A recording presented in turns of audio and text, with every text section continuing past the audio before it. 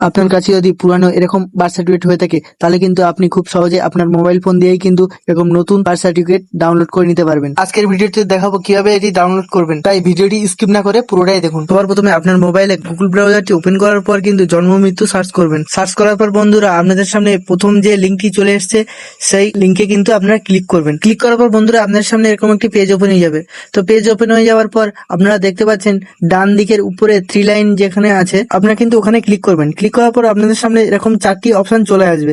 তো আপনারা তারপর এখানে সিটিজেন সার্ভিসে কিন্তু ক্লিক করবেন। ক্লিক করার পর বন্ধুরা আরো 4টি অপশন খুলে যাবে। তো প্রথমে আছে দেখুন বার্থ অপশন, তো আপনারা ওখানে ক্লিক করবেন। ক্লিক করার পর বন্ধুরা দেখতে পাবেন আপনার সামনে কিন্তু অনেকগুলো অপশন খুলে গেছে।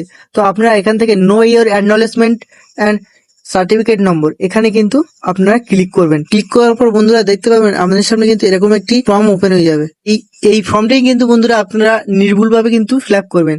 তো ফিল আপ করার জন্য প্রথমে কিন্তু আপনার ডেট অফ বার্থ মানে ইয়ার যেটা আছে সেটা দিতে হবে, তারপরে আপনার জন্মের মাসটা দিতে হবে, আপনি কোন মাসে জন্মিয়েছিলেন, তারপরে আপনার নামটি, তারপরে কিন্তু আপনার কিন্তু মায়ের নামটি এখানে দিয়ে দেবেন।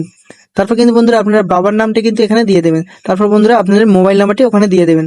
দেওয়ার পর বন্ধুরা আপনারা কিন্তু নিচে সার্চ অপশনে কিন্তু সার্চ দেবেন। সার্চ করার পর নিচে কিন্তু বন্ধুরা এখানে আপনাদের ডিটেলসটি শো হবে। তো আমি কিন্তু এই ফর্মটি ফটাফট ফিল আপ করে নেবো। ফিল আপ করার পরে কিন্তু বন্ধুরা নিচে আমি কিন্তু সার্চ দেবো, কিন্তু বন্ধুরা এখানে কিন্তু ডিটেলস শো হচ্ছে না, কেননা এটি কিন্তু খুব পুরানো একটি বার্থ সার্টিফিকেট। তো বন্ধুরা আপনাদের যদি এরকম পুরানো বার্থ সার্টিফিকেট হয় তাহলে আপনাদের যেখান থেকে বার্থ সার্টিফিকেটটি ইস্যু করানো হয়েছিল আপনাদের কিন্তু সেখানে যেতে হবে।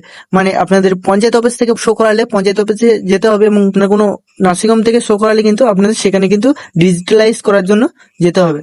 তো বন্ধুরা ভিডিওটি ভালো লাগলে ভিডিওটিতে লাইক দেবেন এবং বন্ধুদের সাথে শেয়ার করে দেবেন এবং চ্যানেলটিকে সাবস্ক্রাইব করবেন। ধন্যবাদ।